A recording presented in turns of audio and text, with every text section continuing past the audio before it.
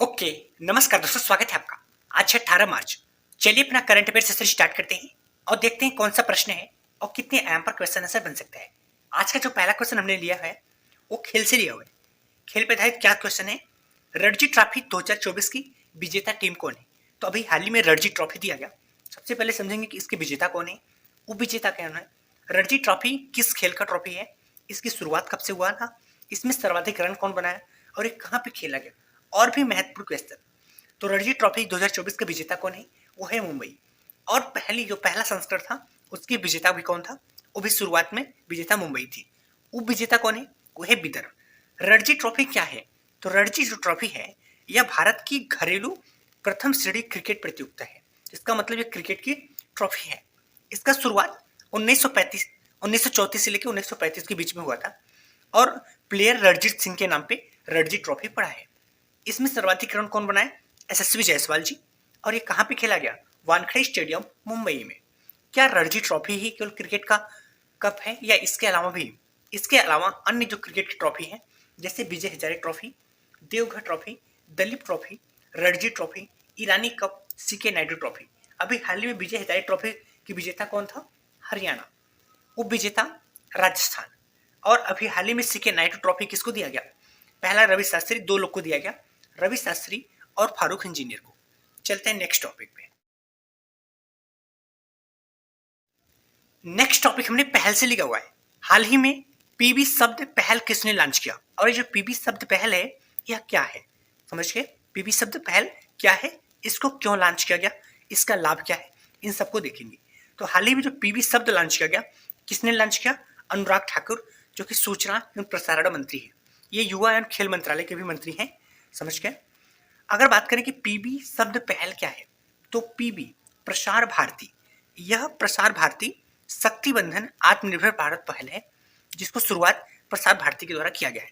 क्यों शुरुआत किया गया है? इसका उद्देश्य भारतीय भाषाओं में कंटेंट निर्माण को बढ़ावा देना। मतलब जो भी कंटेंट है उसको भारतीय भाषाओं में बढ़ावा दिया जा सके। इससे प्रमुख लाभ होगा, एक तो लाभ होगा कि भारतीय भाषा में कंटेंट बढ़ेगा, उसके साथ साथ भारतीय संस्कृति इन मूल्यों पर आधारित जो भी कंटेंट होगा, इसके साथ साथ रोजगार सृजन होगा, आत्मनिर्भर भारत होगा। और महत्वपूर्ण फायदा क्या है कि आसानी से हमको समझ में आएगा क्योंकि वो हमारी भाषा में होगा।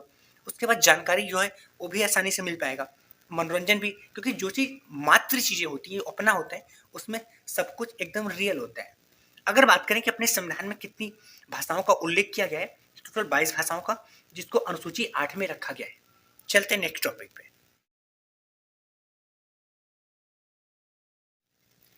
नेक्स्ट टॉपिक हमने बीबीसी से लिया हुआ है।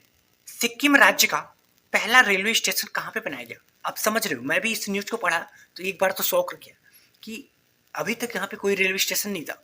सिक्किम राज्य में पहला रेलवे स्टेशन का आधारशिला रखा गया। कौन सी जगह पे? रंगपुर स्टेशन। किसके द्वारा उद्घाटन किया गया? पीएम नरेंद्र मोदी के द्वारा इसका उद्घाटन किया गया। इसका जो टोटल लागत है, एक परियोजना है 41,000 करोड़ की परियोजना, जिसके अंतर्गत टोटल 2000 से अधिक परियोजना है। उनमें से एक परियोजना है रंगपुर स्टेशन परियोजना। ये 2025 तक बन के कंप्लीट हो जाएगा। अगर सिक्किम के लिए इसका महत्व बात करें कि सिक्किम के लिए इसका महत्व क्या है, इस स्टेशन का शिलान्यास सिक्किम के लिए ऐतिहासिक एवं गौरवपूर्ण क्षण है। अच्छा, अभी तक सिक्किम राज्य में रेलवे स्टेशन क्यों नहीं बनाया गया था? तो इसका कुछ महत्वपूर्ण कारण है। एक तो भूगोल, जो सिक्किम है वो पहाड़ी राज्य है, वहाँ पर पहाड़ भी बहुत ज़्यादा है, तो वहाँ पर रेलवे पटरी बना पाना एक मुश्किल सा काम होता है। जनसंख्या बहुत कम है। उसके बाद पर्यावरण स्थिति, मतलब एक बार बन भी जाएगा तो पर्यावरण दृष्टि जलवायु जो वहाँ पे परिवर्तन होता है वो रेलवे के लिए प्रॉब्लम होता है। फिर भी अब उन स्थितियों को निपटने के लिए उसी के जैसा एक रेलवे स्टेशन बनाया जाएगा। चलते हैं नेक्स्ट टॉपिक पे। नेक्स्ट टॉपिक हमने पुस्तक से लिया हुआ है। हाल ही में लॉन्च इजराइल वार डायरी नामक पुस्तक के लेखक कौन है और इस पुस्तक में क्या है, इन सबको देखेंगे।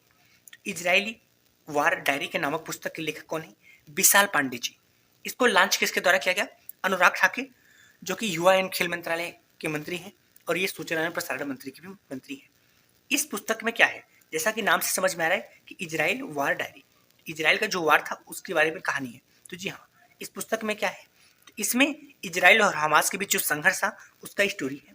उसके बाद इजराइल हमास संघर्ष में भारत की क्या नीति थी, भारत का क्या स्टैंड था, इसके बारे में बताया। ओवरऑल इसमें अंततः में ये भी बताया गया है कि किसी भी समस्या का युद्ध कोई समाधान नहीं है। इसको जो लेखक थे विशाल पांडे, ये कौन है? तो विशाल पांडे, जाहिर सी बात है कि ये सभी न्यूज वाले ही कर सकते हैं ना, जिनको इसकी जानकारी है। तो जी हाँ, तो ये जी न्यूज के एडिटर है। अब अभी हाल ही में एक पुस्तक और भी चर्चा में था, कॉन्स्पिरेंसी बुक। कौन? Conspiracy book. इसको कौन लिखे हैं? गोटाबाया राजपक्षे। गोटाबाया राजपक्षे कौन है? तो ये पूर्व राष्ट्रपति श्रीलंका के हैं। वर्तमान राष्ट्रपति कौन है? रानिल विक्रमसिंघे। पूर्व राष्ट्रपति गोटाबाया राजपक्षे जी है। श्रीलंका की राजधानी क्या है? श्री जयवर्धनेपुरा कोट्टी। इस कॉन्स्पिरेंसी बुक चर्चा में इतना ज्यादा क्यों है? क्योंकि जो गोटाबाया राजपक्षे के राष्ट्रपति के द्वारा इस बुक में एक महत्वपूर्ण बात लिखा गया है कि जो हमारा पदच्युत हुआ, मतलब हमको पद से हटाया गया, तो चीन के दबाव से हटाया गया, इस बुक में इन्होंने लिखा हुआ है, इसलिए बहुत ज्यादा चर्चा में था। चलते हैं नेक्स्ट टॉपिक पे। नेक्स्ट टॉपिक हमने सैन्य अभ्यास से लिया हुआ है। हाल ही में समुद्री सुरक्षा बेल्ट 2024 सैन्य अभ्यास किसके किसके बीच हुआ, और ये जो समुद्री सुरक्षा बेल्ट है, 21 प्रकार का सैन्य अभ्यास है। तो इन किन किन के बीच हुआ? रशिया, चाइना और ईरान। अब आपके मन में क्वेश्चन आना चाहिए, तीनों देश यही क्यों? तो ये तीनों देश एंटी अमेरिका हैं, तो इसलिए तीनों देश साथ में आ गए। तो ये जो समुद्री अभ्यास हुआ, ये कहाँ पे हुआ? ये ओमान की खाड़ी में हुआ। इसका मुख्य उद्देश्य क्या था? इसका उद्देश्य या थीम था समुद्र में शांति एवं सुरक्षा। तो जब समुद्र में शांति एवं सुरक्षा है, तो किस प्रकार का ये सैन्य अभ्यास होगा? जी हाँ, ये नेवी का होगा। तो नेवी का ये त्रिपक्षीय सैन्य अभ्यास है। अभी हाल ही में भारत का भी से संबंधित त्रिपक्षीय सैन्य अभ्यास हुआ, दोस्ती सैन्य अभ्यास। दोस्ती किसके किसके बीच हुआ? इंडिया, श्रीलंका और मालदीव। और हुआ कहाँ पे? कहाँ पे हुआ? मालदीव में। इसके साथ साथ इंडिया और 4 देश मिलके, इंडिया, यूएसए, जापान और ऑस्ट्रेलिया, इन चारों को मिलाकर क्वाड संगठन भी बोला जाता है। इन चारों मिलाकर एक सैन्य अभ्यास करते हैं जिसको बोला जाता है मालाबार अभ्यास। और इंडिया यूएसए मिलके कौन सा अभ्यास करते हैं? ब्रज विहार। इंडिया और जापान मिलके धर्म गार्जियन और सहयोग काइजन अभ्यास भी किया जाता है। अभी हाल ही में सहयोग काइजन भी हुआ। चलते हैं नेक्स्ट टॉपिक पे।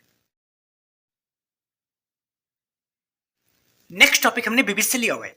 देश की पहली auto in plant railway siding का शुभारंभ कहां पे किया गया? और ये जो auto in plant railway siding है, इसका मतलब क्या है? मतलब ये है क्या? इसका जो शुरुआत किया गया गुजरात के हसलपुर प्लांट में किया गया। मारुति का एक हसलपुर प्लांट है, वहां पे किया गया।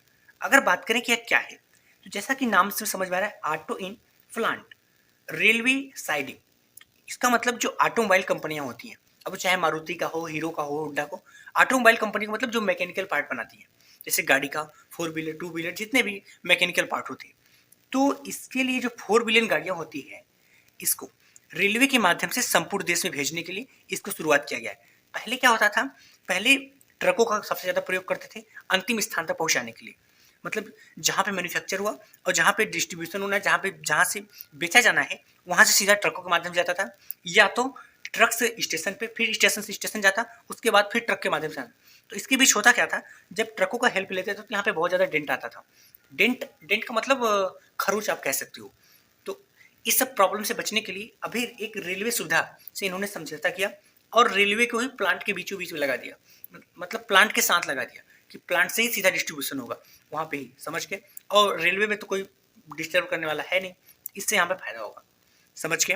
और अभी हाल ही में दहेज गुजरात में पेट्रोनेट एलएनजी कॉम्प्लेक्स पहली बार शुरुआत किया गया। अब पेट्रोनेट एलएनजी कॉम्प्लेक्स क्या है? तो यह भारत का पहला तरलीकृत प्राकृतिक गैस आयातक टर्मिनल संयंत्र है, समझ के। इसको क्यों शुरुआत किया गया है? पेट्रोनेट एलएनजी कॉम्प्लेक्स सीएनजी की शुरुआत क्यों किया गया है? इसकी शुरुआत भारत की जो बढ़ती ऊर्जा है उसको पूरा करने के लिए इसको शुरुआत किया गया है, क्योंकि आपको मालूम है कि ऊर्जा की लगातार डिमांड बढ़ती जा रही है।